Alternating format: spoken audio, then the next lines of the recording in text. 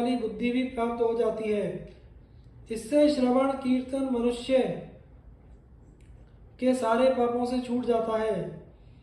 इसका इतिहास का नाम जय है। संसार पर परम विजय अर्थात कल्याण प्राप्त करने के इच्छुकों को इसका श्रवण करना चाहिए। यह धर्मशास्त्र, अर्थशास्त्र और मोक्ष शास्त्र सब कुछ है। जो इसका श्रवण वर्णन करते हैं उनके पुत्र सेवक और सेवक स्वामी भक्त हो जाते हैं। जो इसका श्रवण करते हैं उनके वाचिक मानसिक और शारीरिक पाप से नष्ट हो जाते हैं। इसमें भरतवंशियों के महान जन्म का कीर्तन है, इसलिए इसको महाभारत कहते हैं। जो इस नाम का व्युत्पत्ति युक्त अर्थ जानता है वह सारे पापों से छूट जाता है। भगवान श्री कृष्ण द्वैपायन प्रतिदिन प्रातःकाल उठकर स्नान संध्या आदि से निवृत्त होकर इसकी रचना करते थे। इस प्रकार 3 वर्ष में यह पूरा हुआ था। इसलिए ब्राह्मणों को भी नियम में स्थित होकर इस कथा का श्रवण वर्णन करना चाहिए। जैसे समुद्र और सुमेरु रत्नों की खान है, वैसे ही यह ग्रंथ कथाओं का मूल उद्गम है। इसके दान से सारी पृथ्वी के दान का फल मिलता है।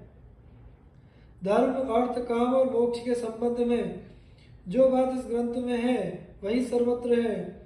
जो इसमें नहीं है वह और कहीं नहीं है। इसलिए आप लोग यह कथा पूरी सुने।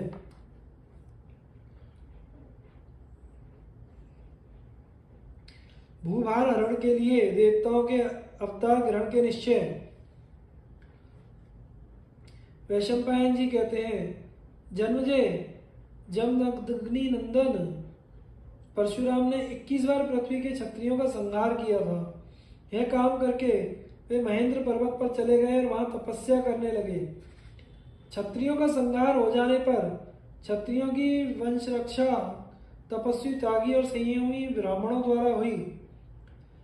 कुछ ही दिनों बाद फिर क्षत्रिय राज्य की पुनः स्थापना हो गई। क्षत्रियों के धर्म पूर्वक प्रजा पालन करने से ब्राह्मण आदि वर्णाश्रम धर्मी सुखी हो गए।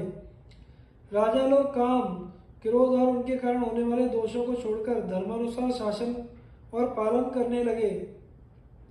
समय पर वर्षा होती, बचपन में कोई भी न मरता और युवावस्था के पहले लोगों को स्त्री संसर्ग का ज्ञान भी न होता।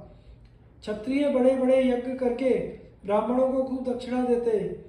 ब्राह्मण सांगोपांग त्रिकांड वेद का अध्ययन करते। उस समय कोई धन लेकर शास्त्रों का अध्यापन नहीं करता था।